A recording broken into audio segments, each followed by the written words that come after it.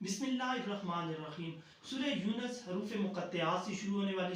سورہ ہے، اور اس کے آغاز میں ہی صاحب قرآن اور قرآن کی عظمت کا اظہار کیا گیا ہے۔ اس کتاب کو کتاب حکمت کہا گیا ہے۔ جب کفار مکہ نبی کریم صلی اللہ علیہ وآلہ وسلم کو جھٹلانے کی ان کے پاس کوئی دلیل نہ رہی، اور وہ قرآن کو کلام الہی ہونے سے انکار نہ کر سکے، اور حضور کی نبوت اور رسالت اب ان کو سمجھ آنے لگی کہ یہ تو حق و سچے نبی ہیں، مگر انہوں نے اپنے عقل اور جو شعور تھا اس پہ، جب کفار کے پاس کوئی دلیل نہ رہی کہ قرآن کریم کلام الہی ہے اور حضور نبی کریم صلی اللہ علیہ وآلہ وسلم اللہ کے رسول ہے، ان کی تردید نہ کر سکے، تو انہوں نے اپنے عقل کے ذریعے اپنے اوپر ایک افطرا باندھا اور اپنے آپ کو تسلی دی کہ یہ جو قرآن مجید ہے الیاذ باللہ کوئی سحر انگیز کتاب ہے، اور جو نبی رحمت صلی اللہ علیہ وآلہ وسلم کی ذات ہے یہ کوئی جادوگر ہے۔ مشرکین نے نبی رحمت صلی اللہ علیہ وآلہ وسلم کو جادوگر تو کہہ دیا، مگر اب انہوں نے یہ تو سوچا بھی نہیں تھا کہ اگر نبی کریم صلی اللہ علیہ وآلہ وسلم علیہ باللہ ہے تو انہوں نے جادو کس سے سیکھا ہے، اور اپنی سوال جو تھا نا ان کا یہ محض افترا اور بہتان ہی بن گیا، اور اس کے اوپر ان کے پاس کوئی کسی قسم کا ثبوت نہیں تھا۔ جس ذات پاک نے 6 دوروں میں زمین اور آسمان کو پیدا کیا ہے، وہ زمین و آسمان کے چھوٹے سے چھوٹے اور بڑے سے بڑے کام کے بارے میں اور تمام کام اس کی اذن سے انجام پاتے ہیں۔ مشرکین یہ سمجھتے تھے کہ یہ جو مٹی کے پتھر اور بت جو ہیں ان کے لیے شفاعت کا کام کریں گے اور قیامت والے دن انہیں بخشوائیں گے، تو اس کا رد فرمایا اور کہا کہ یہ اندھے ہیں، بہرے ہیں، گونگے ہیں، یہ کسی کی کیا شفاعت کریں گے؟ جب ان کو دیکھا جائے تو یہ اپنے لیے کچھ نہیں کر سکتے، جب ان کو ایک جگہ سے دوسری جگہ تک یہ جا نہیں سکتے، نہ ان کے پاس سوچنے سمجھنے کی کوئی صلاحیت بھی نہیں ہے، یہ تو بے جان ٹھوس چیز ہے۔ انسانوں کی ایک کمزوری کی اللہ تعالیٰ اصلاح فرما رہے ہیں، اور نہایت حکیمانہ انداز میں اصلاح فرمائی جا رہی ہے کہ آپ کی خواہشیں، انسان کی خواہشیں جو ہیں وہ بہت زیادہ ہیں جو قابل گرفت اور مواخذ ہیں، اور جب کبھی ان خواہشوں کو پوری ہونے میں کچھ دیر لگ جائے تو وہ اللہ تعالیٰ کے حضور شکوہ کرنے لگ جاتی ہیں۔ تو اللہ تعالیٰ کہتے ہیں کہ اگر میں آپ کے کرتوتوں کی وجہ سے، آپ کی حرکتوں کی وجہ سے پکڑ لیتا تو آپ لوگوں کا کیا بنتا، مگر اللہ تعالیٰ یہاں پر آپ لوگوں کے ساتھ رحمت و شفقت والا معاملہ فرماتے ہیں، اور کیونکہ اللہ تعالیٰ کو انسانوں کی خیر خواہی مطلوب ہے، اس لیے اسے گھبرانے اور مایوس ہونے کی کوئی وجہ نہیں ہے، ہمت اور حوصلے سے کام لینا چاہیے، اور اللہ تعالیٰ کے حضور سراپا نیاز بن کے رہنا چاہیے، اور اللہ کے حضور شکر گزار بندہ بن کے رہنا چاہیے۔ سورہ یونس میں کفار کے 2 مطالبے جو نبی کریم صلی اللہ علیہ وآلہ وسلم سے کرتے ہیں، اور کہتے ہیں کہ یا رسول اللہ صلی اللہ علیہ وآلہ وسلم، آپ اپنی کتاب جو برحق اللہ تعالیٰ نے آپ کے اوپر نازل کیا اس میں 2 تبدیلیاں کریں تو ہم آپ کے اوپر ایمان لے آئیں گے۔ پہلی تبدیلی یہ ہے کہ اس میں جہاں پہ بھی ہمارے بتوں کی مذمت کی گئی ہے وہ باتیں ختم کر دیں، اور جو بھی آپ کی شریعت میں باتیں ہماری رسم و رواج کے خلاف ہیں ان کو بھی نکال دیں۔ حالانکہ ان کو یہ پتہ ہے کہ نبی کریم صلی اللہ علیہ وآلہ وسلم صاحب امین ہے، اور اللہ تعالیٰ نے آپ کے اوپر نبوت کی امانت رکھی ہے، اور نبی کریم صلی اللہ علیہ وآلہ وسلم اپنے فرض کو مکمل طور پہ ادا کرنے والے ہیں۔ تو یہ کیسے ہو سکتا ہے کہ نبی کریم صلی اللہ علیہ وآلہ وسلم عقل کے دشمنوں کی بات مانتے ہوئے اس کتاب برحق میں کسی قسم کی امینڈمنٹ کر دیں؟ اللہ تعالیٰ نبی مکرم صلی اللہ علیہ وآلہ وسلم کو فرماتے ہیں کہ ان عقل کے دشمنوں کو صاف صاف بتا دیں کہ تمہاری اس خواہش کا پورا کرنا میرے بس میں نہیں ہے، اور یہ خارج از امکان ہے۔ قدرت نے مجھے اپنے کلام کا امین بنایا اور اس میں خیانت کا تصور تک نہیں کر سکتا، اور اگر مجھ سے ایسا ہو جائے تو میں خدا تعالیٰ کے قہر و غضب سے بچ نہیں سکتا،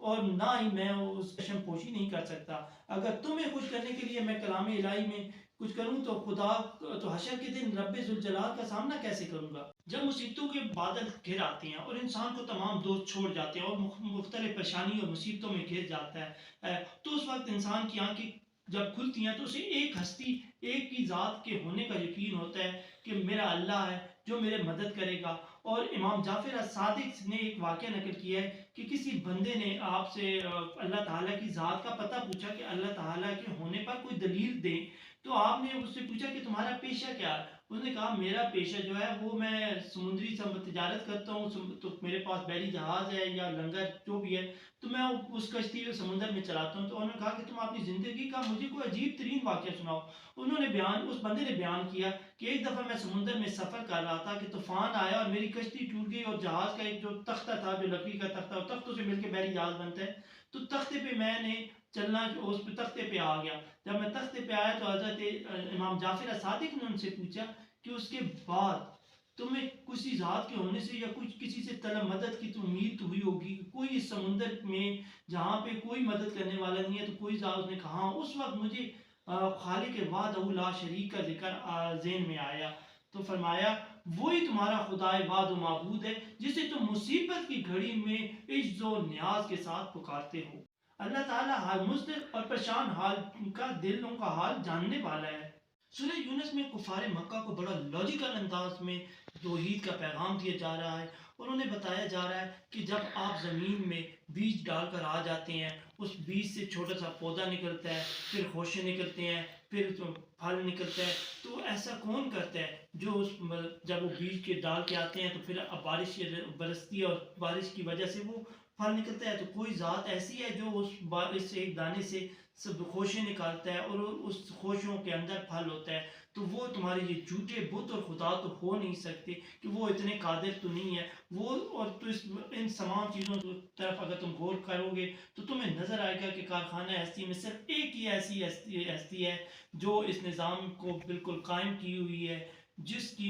جو ہر چیز کے دلوں کا حال بہتر جانے والی ہے, جو خوشوں سے جو ایک بیج سے خوشے پیدا کرتی ہے. پولینیشن کا پروسیس ہوتا ہے اور اس پروسیس میں نر اور مادہ ہوتے ہیں, جو زیگوٹ ہوتا ہے, یہ تمام پروسیس کے ہونے کے بعد وہ بیج بنتا ہے. یہ تمہارے بت تو ایسا کرنے کی طاقت نہیں رکھتے. اس کے بعد بتوں سے ایک اور بتوں کے پجاریوں سے ایک اور سوال کیا جا رہا ہے کہ اللہ تعالیٰ نے کہ قیامت کے روز کون تمہیں دوبارہ زندہ کرے گا اور کون تمہیں میدان حشر میں کھڑا کرے گا. اور یہ تمام سوال جب ان معبودان باطل سے تم کرو گے تو وہ ان سوالوں کے جواب بات دینے سے قاصر ہے, کیونکہ یہ ساری. اور یہ زمین و آسمان کی تخلیق پہ غور کرو کہ یہ زمین و آسمان کی تخلیق سے پہلے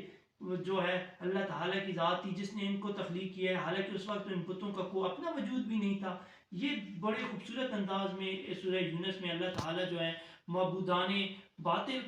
کا انکار کر رہے ہیں اور بڑے لاجیکل انداز میں توحید کا پیغام دیا جا رہا ہے قرآن مجید میں. اور جہاں تمہارے معبودان کا تخلیق کائنات اور احوال کائنات میں کوئی عمل دخل نہیں ہے اور ان کے پاس کوئی پیغام ہدایت بھی نہیں ہے جس کے ذریعے ان کو پتہ چلے کہ یہ روشنی کس طرح آ رہی ہے, روشنی رات کس طرح آ رہی ہے, رات کے بعد دن کا پھیر کس طرح آ رہا ہے, کس طرح سورج اور چاند جو ہے وہ اپنی حرکت کریں. ان سوالوں کا جواب جو ہے صرف ان اللہ علیم بما یفعلون, اور جو کفار ہیں جو کچھ بھی وہ کرتے ہیں اللہ تعالیٰ اس کے اوپر بہت خوب جاننے والا ہے. کفار عرب کا یہ عقیدہ تھا کہ فرشتے جو ہیں وہ اللہ تعالیٰ کی بیٹی ہیں, ان کا رد کیا جا رہا ہے اور اس کے اوپر دلیل دی جا رہی ہے کہ اللہ تعالیٰ کی ذات جو ہے وہ کسی کی محتاج نہیں ہے, اور کائنات کا ذرہ ذرہ اپنی نشوونما اور اپنی صلاحیتوں کو بڑھانے کے لیے اللہ تعالیٰ کا محتاج ہے. اور انسان خود جو ہے وہ انتہائی کمزور ہے, اور اولاد کے ذریعے اس کو طاقت دی جاتی ہے, قوت دی جاتی ہے, اور اس کو تاکہ بازو بنے اور اس کا کل سہارا بن سکے, جبکہ اللہ تعالیٰ کی ذات جو ہے وہ تو خود یعنی سہارا دینے والی ذات ہے, اس کو کسی کے سہارے کی ضرورت نہیں ہے. سورہ یونس میں نیک لوگوں کو بشارت اور خوشخبری دی جا رہی ہے کہ دنیا اور آخرت میں ان کے لیے اللہ کے ہاں خوشخبری ہے. اور نبی کریم صلی اللہ علیہ وآلہ وسلم نے بھی اپنی زندگی میں بہت سارے صحابہ کو, یعنی آپ نے کہا ابو بکر فی الجنہ, عثمان فی الجنہ, عمر فی الجنہ, علی فی الجنہ, زبیر فی الجنہ, سعد بن ابی وقاص فی الجنہ, عبد الرحمن بن عوف فی الجنہ, و سعید بن زید فی الجنہ, و ابو عبیدہ بن الجراح فی الجنہ. یعنی آپ نے بہت زیادہ صحابہ کرام کو جنت کی خوشخبریاں دیں. آپ نے حسنین کریمین کے متعلق فرمایا کہ سیدہ شباب آل الجنہ, اور ان کی والدہ کے متعلق فرمایا کہ سیدۃ النساء آل الجنہ. سورہ یونس میں حضرت نوح علیہ السلام کی تبلیغ کا ذکر ہو رہا ہے کہ کس طریقے سے اللہ تعالیٰ کو انہوں نے پیغام پہنچایا. حضرت موسیٰ اور حضرت ہارون علیہ السلام جب فرعون کے دربار میں جاتے ہیں اور فرعون کو اللہ تعالیٰ کی توحید کا پیغام دیتے ہیں اور فرعون انکار کرتا ہے اور وہ ان کو کہتا ہے کہ میں خود سب سے بڑا خدا ہوں, تو حضرت موسیٰ علیہ السلام اللہ تعالیٰ کی نشانیاں لے کر جب ان کے پاس پہنچتے ہیں, فرعون کا انکار ہوتا ہے, فرعون کی طرف سے انکار آتا ہے, تو پھر اس کے بعد موسیٰ علیہ السلام کا واقعہ جو تفصیل میں بیان کیا گیا ہے یہ ہم پہلے بھی بتا چکے ہیں. جب حضرت موسیٰ علیہ السلام اپنی قوم کو لے کر جا رہے تھے اور سمندر نے آپ کو راستہ دے دیا, تو اسی سمندر میں جب فرعون اور اس کے حوالی جو تھے وہ گئے تو وہ اس سمندر کے رستے آپس میں مل گئے، اور جب وہ پانی فرعون کے اوپر آیا اور وہ ڈوبنے لگا تو اس ٹائم اس نے وہ کہنے لگا قال آمنت انہ لا الہ الا، تو وہ اس ٹائم ایمان لے آیا، یعنی اس ٹائم وہ اپنا ایمان لانے کی دکھاتا ہے کہ میں تو اس ٹائم اس کا ایمان جو تھا وہ قبول نہیں تھا، کیونکہ ایمان تو اس وقت قابل قبول ہے جب آپ نے معجزہ دیکھ لیا تھا، حضرت موسیٰ علیہ السلام آپ کے پاس نشانیاں لے کر آ گئے، اب تو آپ اپنا انجام دے کے توبہ کر رہے ہیں، انجام دے کر توبہ کرنے کی کوئی اہمیت نہیں ہے۔ مولانا مودودی رحمۃ اللہ علیہ تفہیم القرآن میں لکھتے ہیں کہ 1907 میں قرآن مجید کا اعجاز کا ایک اور رخ سامنے آیا، جب فرعون مصر میں سے ایک کی لاش ممی کو جب دریافت کیا گیا تو اس کو جب اس کی پٹی کھولی گئی تو اس میں سمندری نمک کی ایک تہ بھی موجود تھی، تو اسے یہ اندازہ لگایا گیا کہ یہ وہی فرعون ہے جو حضرت موسیٰ علیہ السلام کے مقابل آیا تھا اور اللہ تعالیٰ نے اس کو غرق کر دیا تھا، اور کہا گیا تھا کہ تمہارے جسم کو جو ہے وہ پچھلوں کے لیے عبرت کی نشانی بنا دیا جائے گا، یعنی اس کے جسم کو کسی قسم کا نقصان نہیں پہنچے گا، کیونکہ آج بھی ہمیں پتہ ہے کہ اس ٹائم کے جو مصری تھے وہ ایسے مثالیں لگا کے جسم کو محفوظ کر لیتے تھے جن کی وجہ جو، اور اس کے اوپر ممی وغیرہ فلم میں بھی بن چکی ہیں۔ آخری آیت میں پیغام دیا جا رہا ہے کہ کل یا ایھا الناس، کہ اے تمام لوگوں یہ سن لو کہ آفتاب نبوت کا جو ہے وہ مکہ میں طلوع ہو چکا ہے اور نبی رحمت صلی اللہ علیہ وآلہ وسلم نبی برحق مبعوث ہو چکے ہیں، اب تمہارے اوپر یہ لازم ہے کہ تم اگر ہدایت چاہتے ہو تو ان کی پیروی کرو، اور اگر ان کی پیروی نہیں کرو گے تو پھر ضلالت کی گمراہیوں کے اندھیروں میں گر جاؤ گے، اور تمہارا جو آخری ٹھکانہ ہے وہ بھی جہنم ہے، اور تمہارا کوئی مددگار نہیں ہے۔ اور اللہ تعالیٰ کی ذات سے اگر تم کسی قسم کی مدد چاہتے ہو تو نبی رحمت صلی اللہ علیہ وآلہ وسلم کی ذات پہ ایمان لے کر آؤ، اور اللہ تعالیٰ کی ذات نے کامیابی کا بھی جو ذریعہ ہے وہ بھی نبی کریم صلی اللہ علیہ وآلہ وسلم کی ذات پہ ایمان لانے کو ٹھہرا دیا ہے۔